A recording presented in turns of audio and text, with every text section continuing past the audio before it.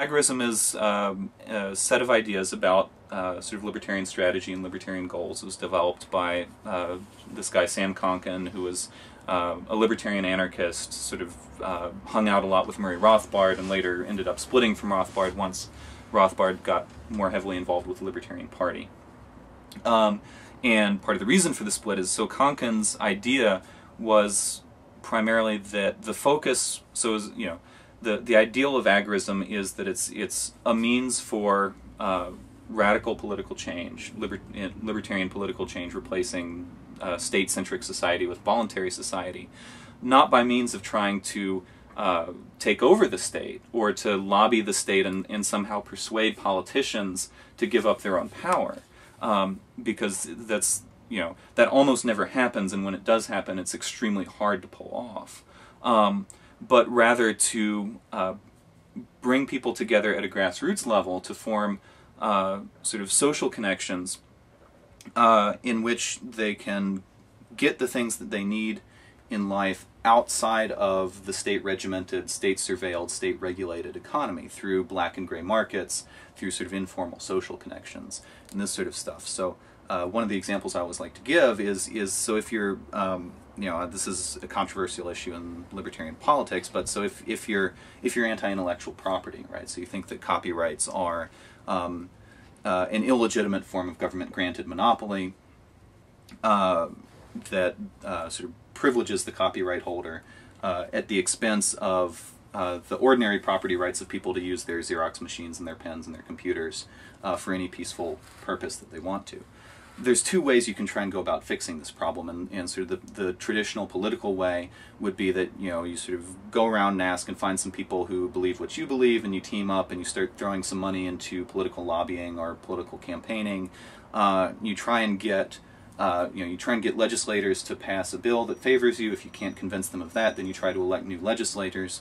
And so it's all premised on trying to resolve this issue through sort of the conventional political process. Or there's another solution, which is that you fire up your computer and you go on BitTorrent and you download the songs regardless of what the government tells you is legal or illegal. And if you form these networks like BitTorrent, where people can connect with each other in sort of a decentralized, relatively anonymous sort of way, so that it's very hard for government enforcers to even find out that you're doing this. If they find out you're doing it, it's very hard for them to track you down. Then regardless of what the government says, if they have no enforcement capacity, if you've built up networks that allow you to bypass that enforcement, then you get what you want, and they can say that the law is whatever they want to say it is. You're actually living in a free society, regardless of what they say. And so, you know, sort of if I see a crazy man standing on the corner down there saying, you know, thou shalt not do this and thou shalt not do that, don't take marijuana, don't take drugs that I disapprove of, well, what's the difference between him and the narcs? It's that the narcs currently have the capacity to track you down and imprison you. And so, you know, if you take that away, then they're no different from the crazy guy on the street corner, and you can deal with them the same way you do with that crazy guy you just walk on by. And so, you know, the ideal, I guess, of agorism is through building the counter economy, you know, through developing sort of a peaceful and productive network of black and gray markets and sort of informal social connections, that we can develop a capacity to just walk on by and leave the state to rant about whatever it wants to rant about, so that it can't, you know, if it can't get at us, then that's problem solved without having to convince anybody and without throwing your money away on ballot boxes and political parties. And instead of worrying so much about making a free society, everybody free, we can live free ourselves. That's right. And so one of the chief advantages that counter-economics has as a strategy is that there's very little chance for progress on the margin with traditional party politics, because, you know, let's pretend that you have an ideal democracy, and actually it's even harder in the real political system we have. But, you know, pretend you're in a simple majoritarian democracy. Well, what do you need to do in order to get an issue passed? You need 50% plus one of the vote. But in order to attract people to your cause, you know, so you've got this politician who's going to change everything, and what does that politician need? He needs 51% plus one of the vote. But of course, people don't vote for politicians based solely on how much they agree with them. They also have to think about, how likely is this person to win? Am I going to be throwing away my vote? And so in order for any politician to be able to accomplish much of anything,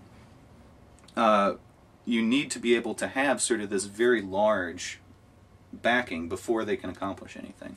You need to have 50% plus one in order to be able to elect this person.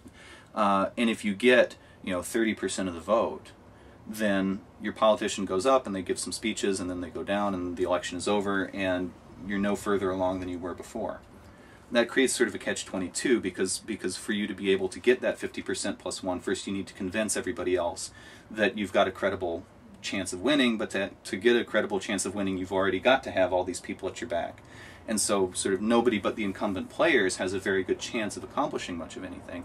Because of this catch-22, the upshot is that in electoral politics, you sort of have to be in a position to win everything before you can win anything. So you have to be able to have that majority backing and be able to do it all at once and clear it away.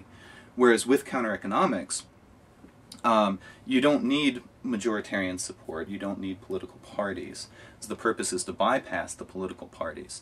All that you need is sort of enough capacity to get around the particular forms of government oppression that are affecting you right now, which, if you look at the way that people actually live their lives, of course, people are able to do that all the time.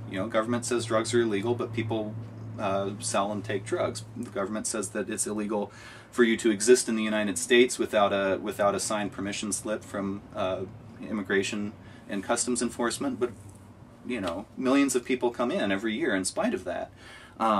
And so if you want to figure out how do we get to a free society from where we are, look at what those folks are doing, because the forms of sort of free association that they're practicing in order to get the things that they want are things that you can start applying in your own life right now, and you can make small changes on the margin to get yourself closer and closer and closer to a free life than where you are now. You don't need the backing of 50% plus one of the population, and so it allows for small progress along the line, which it provides an actual route to get from where we are now to where you ultimately want to be, which sort of steadily improves all the way. And so, because there's this chance for incremental progress that there isn't in party politics, you get this definite sort of strategic advantage, as you were saying, because you don't have to figure out some grand plan to make a global free society right now. What you start doing is you start improving your life, and the process of working together with other people to get the things that you want independently of the state allows you to get to where you want to be step by step by step. You do that yourself.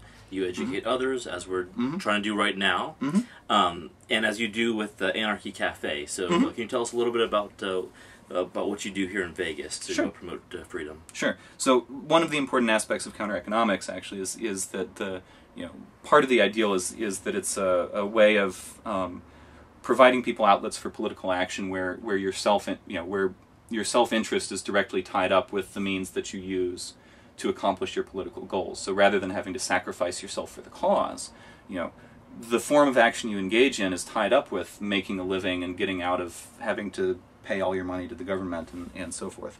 And so Vegas Anarchist Cafe, I guess, is actually sort of a case in point of this.